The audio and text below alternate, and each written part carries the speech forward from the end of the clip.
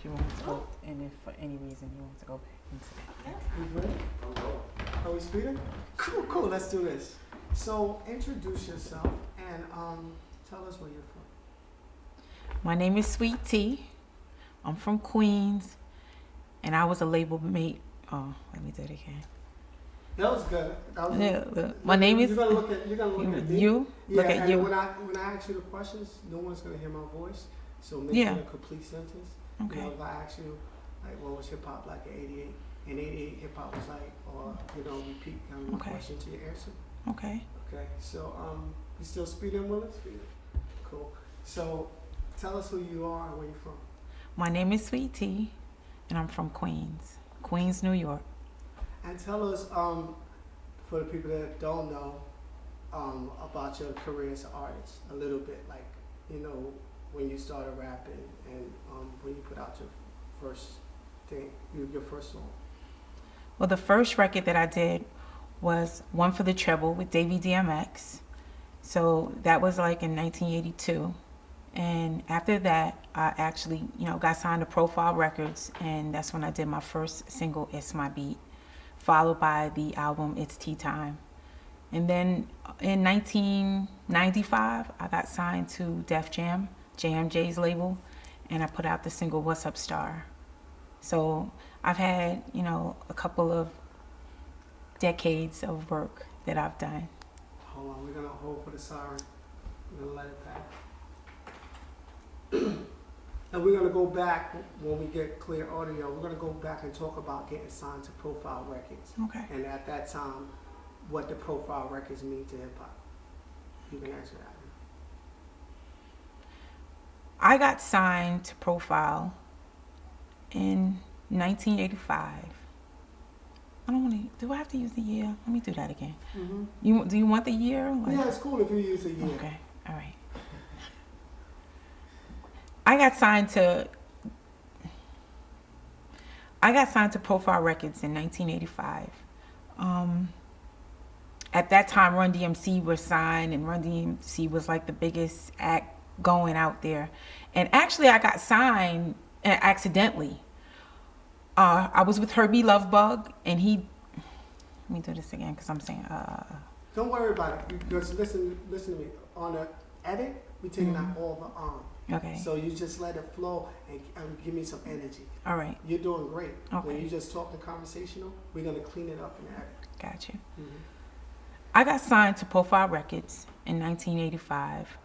At that time, it was like, one of the biggest labels going because Run DMC's was signed to it, so it was just a lot going on there. And I actually got signed accidentally. I was with Herbie Lovebug, and he wanted to, Dana Dane was signed to Profile at the time. And Herbie wanted to switch Dana Dane's studio to a studio that I was working in.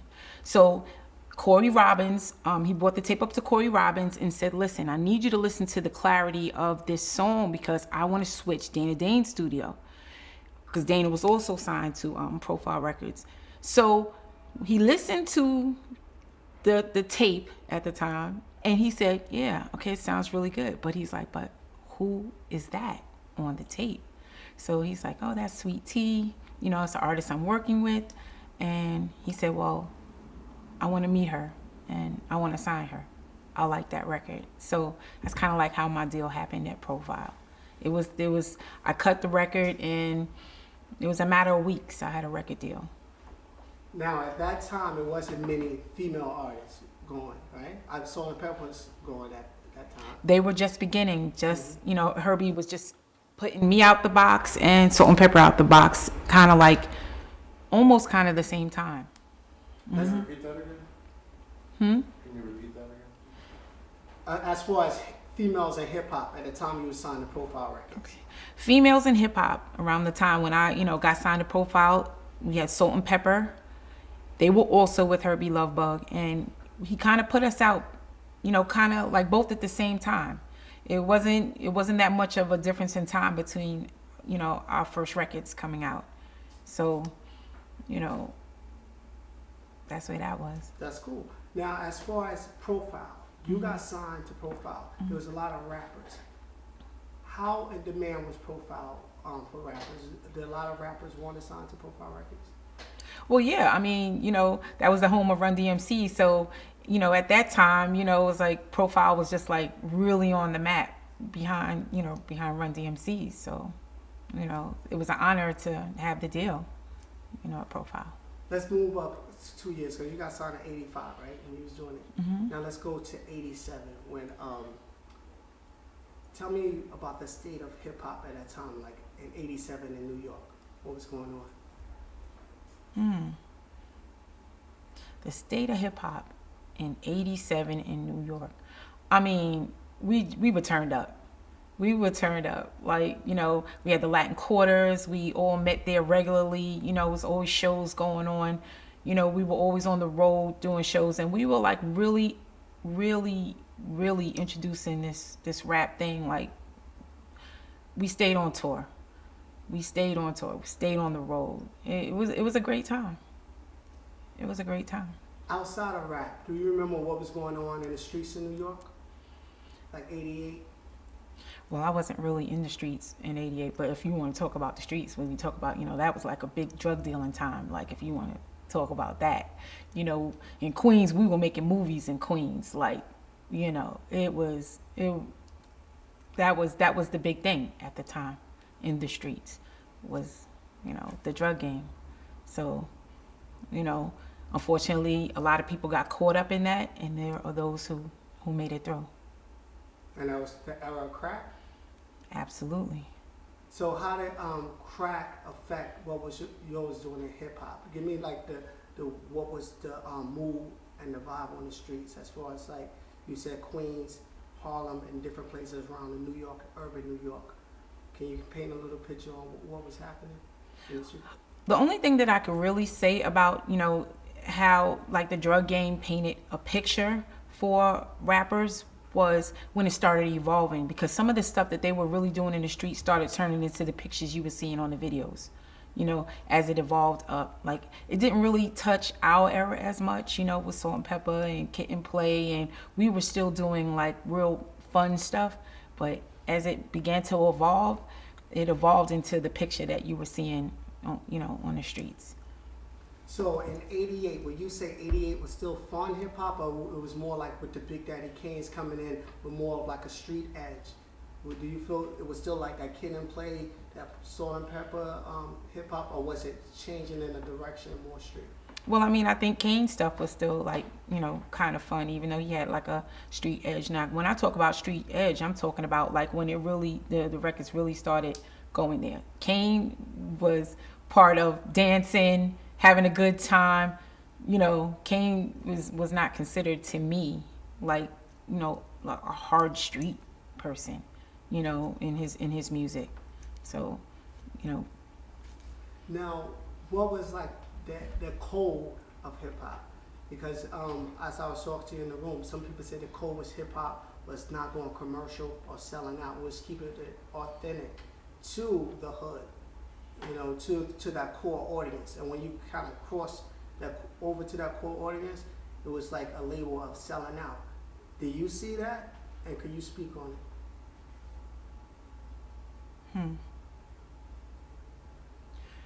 To me, the things that we were working on and the music that we were doing, we weren't focusing on whether it was a sellout or not sellout. We were going in the studio and just doing what we were doing. We were making this up as we go along. You know what I mean? Like, this was like the beginning. And like the word sellout, I don't remember that being part of, dialect. Well, let's go do a crossover record. Let's go, we were just making music. Herbie, especially for our team, he never focused on New York. My biggest hit, no one in New York knows the record, I Got the Feeling. That was really my biggest hit. And that record started from maybe Philly on down south, LA, everywhere else, London, everywhere else but New York, because he never focused on New York to begin with. Rob Bass's record, I love that song, and to me it didn't feel like a sellout song or a crossover song, but that's just what it evolved to. I wasn't there when he made it, but I wouldn't think in his mind that that's where he was. Well, let me go in and make a song that's going to cross over.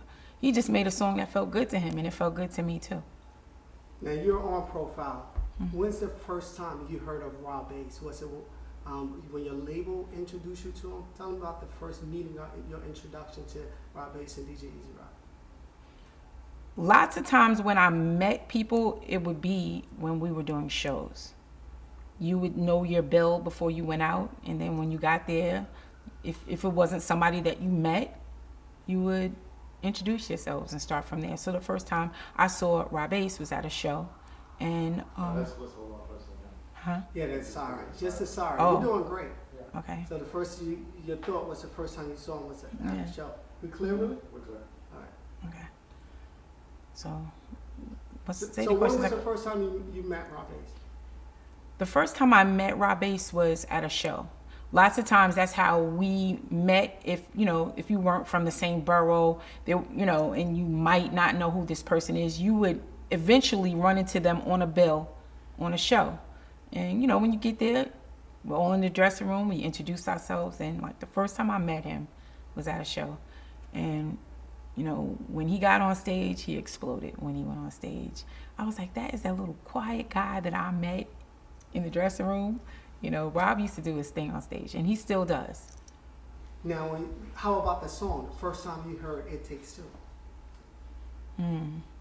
The first time I heard the record, he was performing it. He was performing the song, and it's a great record. That was an undeniable record, like from the first time you hear it. There are songs that sometimes people have to warm up to, and then there are songs, and let me fix that. There are songs that people have to warm up to, but then there's songs that the first time you hear it, you're like, yo, that's hot. And It Takes Two falls into that category. Cool. Now let's go back to your story, you and Jazzy. Now, you was gonna come with that sample. Can you share that story with us? Okay. Jazzy Joyce was my DJ. So we were a group at the time. And after It's My Beat, we separated as a group. And the song, I want to do it again. I stuck my tongue out. I don't know what was No, going it's on. all good. Is she looking at you too much, or she's saying? Ah, cool. Yeah, Okay. me and you. Okay. Cool. You need me to ask you the question? Yeah, sing it. So, It Takes Two. You could have been the author of that song. Tell us the story. Jazzy Joyce. Me and Jazzy Joyce were. Let me do it again. Okay. Sweet Tea and Jazzy Joyce. We were a group. And why am I killing me right now? Wait a minute, hold on a second. Give me a second. Yeah, that'd be nice. Give me some water. Can we do water? Yes. Yeah, take your time. But let it flow. I'm gonna make sure you get it. This is tape. So we're Yeah, gonna get it. Just yeah. So me and you have a conversation. Just let me know the story. Then we're gonna edit it up. It'll be dope. Let me just do her Pause it when it's hot.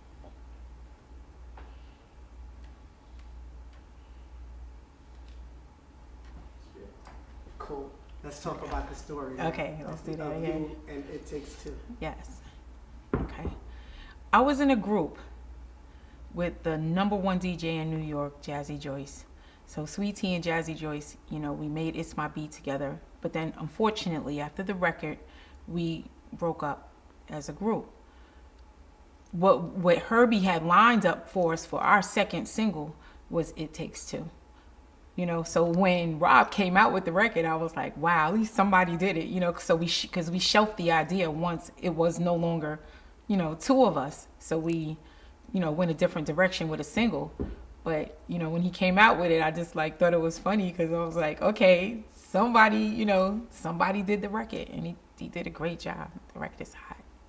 So the one that Herbie had for y'all, he was using Lane Collins as well. Tell us Just about it takes two to make a thing Yeah, go they're not right. gonna hear me. I don't know Just how he was gonna produce it, but that's I didn't hear the final production to it because we didn't get that far. Once, what you do when you're beginning to work on songs like back then, you start grabbing up your samples that you're gonna use, and then you go in the studio and you put your beats and everything behind it. So what Herbie did was gave us all the sample ideas that he was going to use for our next single, and that was the A side of the song.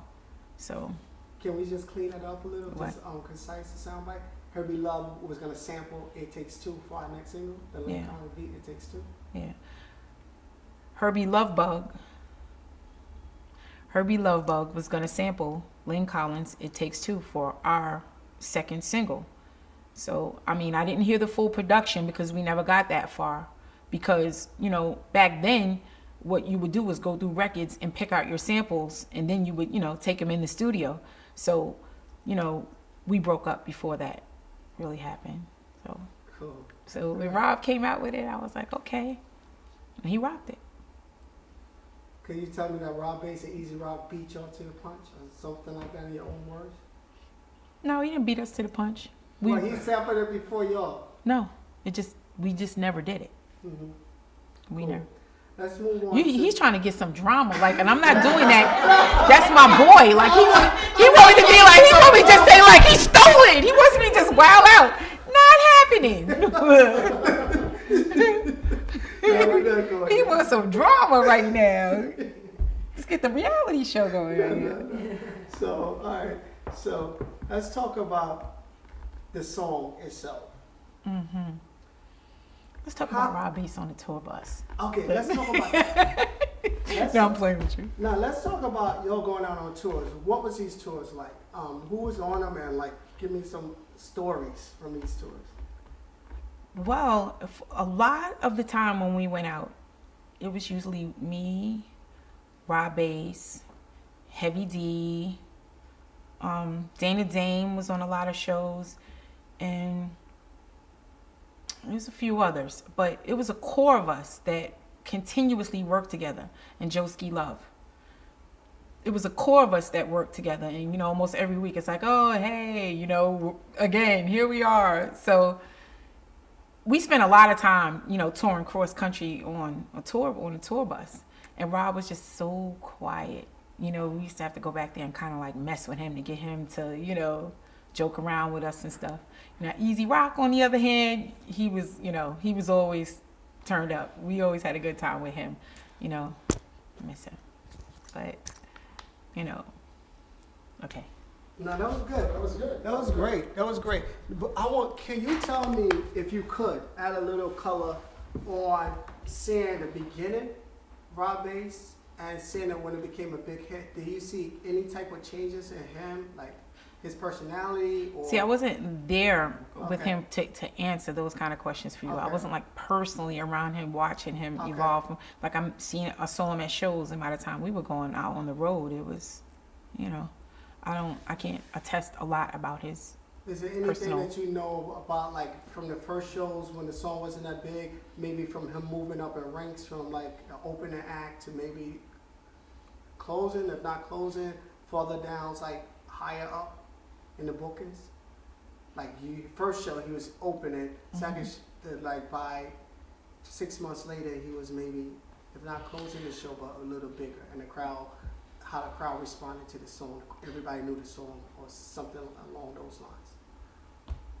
Well, that's like something, I don't know, that's something funny to answer, because you're as big as the area that you were going to. You know, like, you know, sometimes you would fly somewhere and think that you were the headlining of the act, but then there's an act that you don't even know of that's headlining over you. So, you know, there was times that he was the headliner and times that he wasn't. So I don't know. I'm trying to figure out how I could give you something. No, the only thing I was looking for was maybe something like, okay, when he first started doing the show, nobody knew the song, and then as it started getting on radio, blowing up, like the crowd, how the reaction of the crowd was different. If that was the case, like when you first started going out with him, maybe the crowd wasn't that moved by it. By 4 or 5 months later, everybody was going nuts. Is there any stories or anything like that? No. Okay. By the So time, let's move but on. yeah, no, unless you want me to just say something. No, Because let's by move the time, you know, I was on shows with him, like that song just, It was already blown up. yeah, that song it wasn't that hard with that song, you Okay, know. let's get that. So How quick? So I don't know like exactly how much of the pre-work he was doing or running around with the song prior to when I started seeing him. So I don't know what to. From your perspective, from the release of the song to when it became like that hit, tell me how you saw that, from your perspective.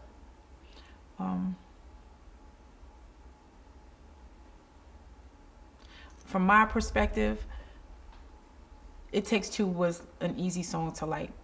I'm not exactly sure how long it took to warm that record up, but I think that record was, that record was an easy record to like. It Takes Two was a great song.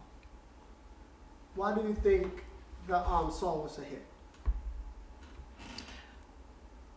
I think that song was a hit for a couple of reasons. The sample was hot. How they produced it was hot. The drum work, the tempo that they used was hot. And the way Rob flowed on it just put the icing on that song. So it was a combination of things that made that song hot, that put the energy in that song and made it hot. Cool. Now, someone else did use that record, which was Roxanne and the Gone Girl. Yeah. Why do you think her song wasn't as big as It Takes Two?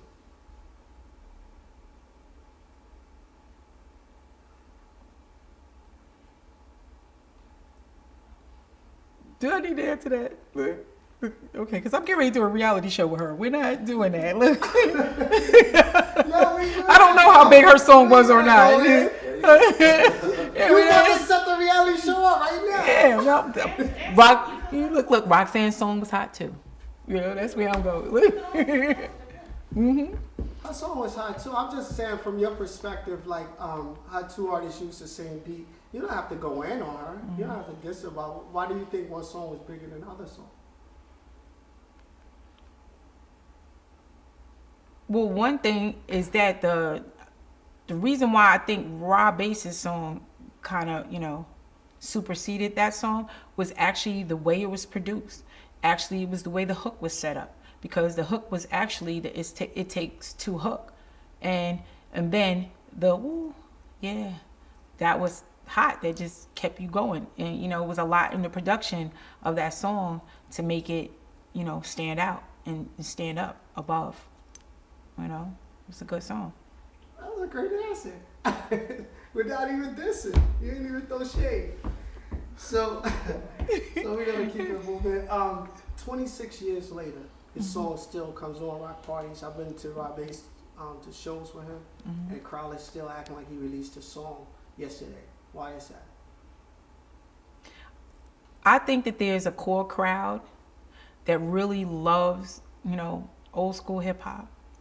And, his song was one of the leading songs, of that era. That was a great song. And I love the fact that, all of us still have a following and we still do shows and everybody, cuts up like it was 1988 when we're in the clubs. So,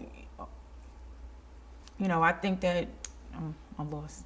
No, but you got a good part. You got something, right? Yeah, you was here. I was what? Huh? Smile? Okay. Yeah, you look good when you smile. Okay. Let's see this. He keeps making me smile. When he starts smiling, I start smiling. So, as far as why this song is still relevant today to people, do you want to finish your thought on that? Yeah. Well, the song is relevant because fans keep our stuff relevant. They keep our stuff relevant. There are people that say that they're like refusing to listen to anything past, our era. And because that song is such a dope song, like even the younger generations, when they listen to it, it's a good song. It doesn't really sound dated to me. Like, it sounds like a party song. It's like, sounds like something you just put on at a party and, you just dance to it. That's what that song does. Give me your favorite line from it. My favorite line.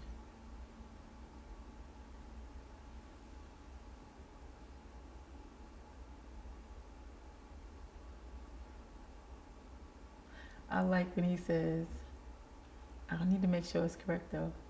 And if you don't like it, so what? I don't care. Is that the right line? Yeah. Yeah. Yeah. What part you like? Huh?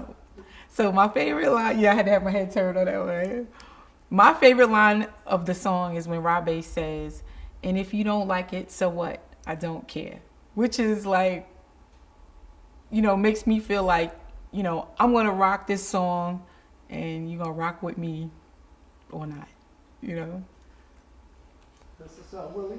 That's good. What, you have any other questions? No, I think we kind of covered some of it. Is there anything that I didn't ask you that you want to share? Mm-hmm. You have any stories like of Rob, or any stories of people reaction to the song, or any stories of him and Skip? Anything will add some flavor? I mean, the only thing that I could really talk about is, and I think I've said it earlier, but I'll just say it again, is that he was so quiet and so shy. And when we were on the tour bus, he would just be, you know, either in like a, you know, one of the bunks, or he would just be in the back and he would just be so quiet. And, you know, we always had to like, you know, amp him up a little bit to, you know, come hang out and talk and chill with us. He was just so, he was so shy. But when he got on stage, like he just came alive like all the time. But he's a really sweet guy. Now, he had to do his own video. You know, they put out their own money to do the video. You was on Profile Records. Why didn't Profile do the video? Why do you think Profile didn't do the video? I think that Corey Robbins had his own direction of things that he thought were the hit records or not, you know. He turned down Slick Rick. He didn't think that Slick Rick record. Let me do that again. Hold on. Oh, Tell me when we play with good. it. There was, It was so funny because I was going to say if you could expand on the story about how he was so quiet, and then you just started saying, I'm like, and your energy, just make sure your energy. Give me energy! oh, so I started like not. Yeah, I'm some. Yeah, your energy needs to be. Oh, is Turn any of up. it bad that we have to like redo it? Is it too somber? You want, no. As females, what do y'all think? I mean, I would like you to turn up a little, Yeah. but Okay, you should say that to me questions ago. I'm thinking it's like it's And you know. I didn't want to cut in. And It will cut. Yeah. Just a little more energy. So is there somewhere where I fell that you might want to ask him again? It's okay? we'll react to a couple of the questions. Okay. We'll wait for the siren to go. All right, because I don't want you to get the footage and be like, okay, yeah. To me, when I'm looking at this, you are at your best when you're smiling when Yeah. you're talking. And I'm not saying smile like this. You know when you smile with your voice? So Okay. you're smiling, you're happy, you get, and then with you a little higher energy. 'Cause Okay. It sounds like you're telling the story that like, oh, I want to hear that. Okay. Like even when you told me, like, oh, you know, Rob, you wouldn't believe Rob, on the way here, you Yeah. were telling me. Yeah, Rob that's was what I like- want, like yeah. you talking to your girlfriend. Yeah, because that's what you were like, Rob, you wouldn't believe that he was so quiet, and when he would get on stage, that's the energy. And you look great when you have that energy, you know? Yeah, Okay. that's like you talking to your friend. Do you want me to put her here and you tell her? No, That's- I didn't want to say that's something what like we- it wasn't working. Okay. Okay. When you get out of your head and you're out of your way, you're good. When you forget that the camera is here, you start talking to me, that's the best times. And if you don't want to answer a question, instead of don't go into it, just be like, Yeah. you know, I'm not going to, but then, you know, just keep that energy. Yeah, I'm trying to like. And, No, and answer the positive. I can know it. You know. She's about to, Maria, you're gonna come touch her? Yeah, she's going to go. yeah, I'm just trying to keep it like a little bit because see, I get real animated and start.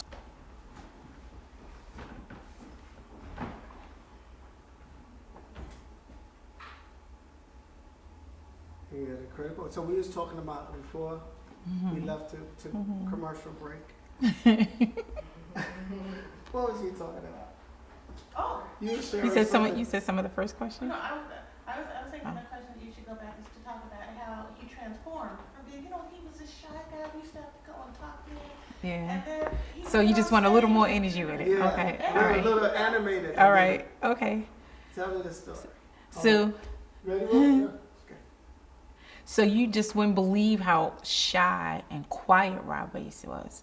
We did a lot of touring together. We were on tour buses a lot, and he was just so quiet. We would be, in the front, joking around. Easy Rock would be, joking around with us, and he would just be either in one of his little bunks, or he'd be in the back, and we used to have to, go mess with him to get him to come and, join us and have some fun.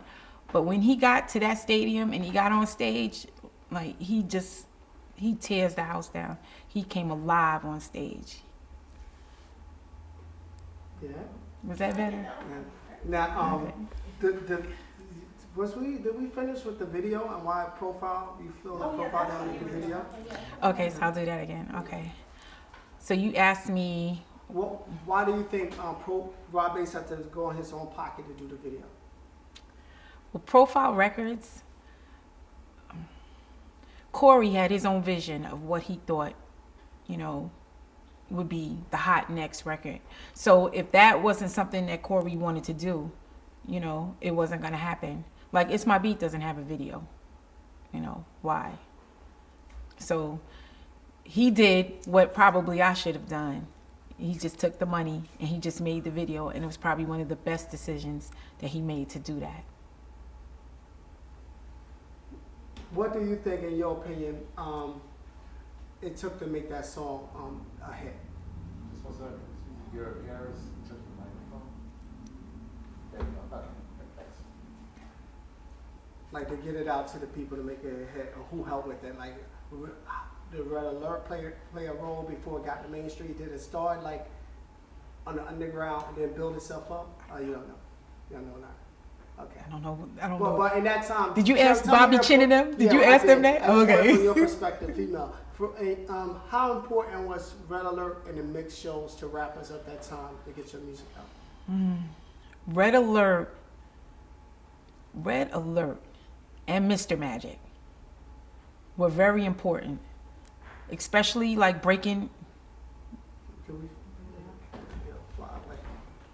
Bring your hands on the lips, close, hands closed. Keep your hands open, hands friendly, and then close down. Please bring them down. Okay.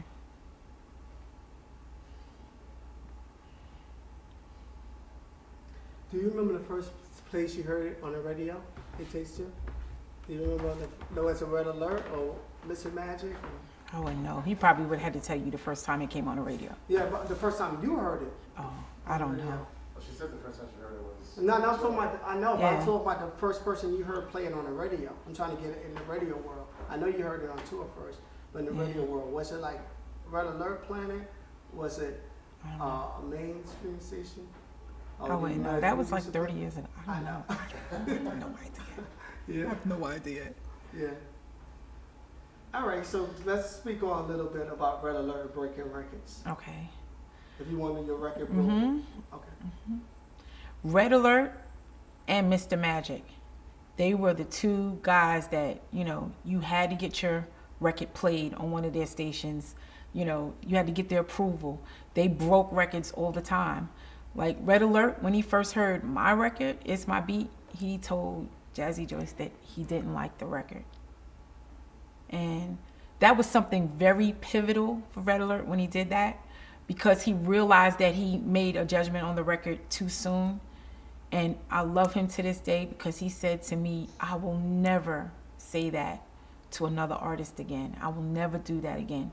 Because he was like, I'm sure that probably kind of devastated you for me to say something like that. And I was wrong. Red Alert was key. He's still relevant now. I still love him to this day. Cool. I think we got it. Is there another question that you want to add? Because her energy is good now. Yeah, Very yeah. good. Now, is it another one that you want to go over? I'm Will it? taking your list. No. Is there something else you want to say? No, I guess I'm good. Okay, just tell me anything else how for the important Profile Records, Profile Records? how important Profile Records was for, like, how do you think, you said they had Run DMC, which was the biggest group at the time on MTV. Right. How do you think important it was for Rob Bass, them to sign to Profile Records? Can you tell me something about that? Like for a rapper to get signed to Profile Records, on how important that was to their life, or accomplishing their dreams or goals? I think for every artist at that time to get signed to a label, especially a label like Profile at the time, was a big deal. No, that's great. Now, one more thing, and you can go.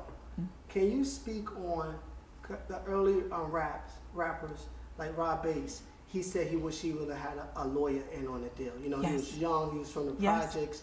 Can you speak about that and like the moves that rappers made then that are still affecting their lives now as far as taking care of the business then? Wow. So I could give you how you can start. Like No, I know. You got it? I know. Okay. Ooh, you're gonna make me touch something I don't want to touch. Profile's deals were kind of unheard of. He was signing 10 album deals. And everybody got caught up in a 10 record deal, which would inevitably, let me do it again.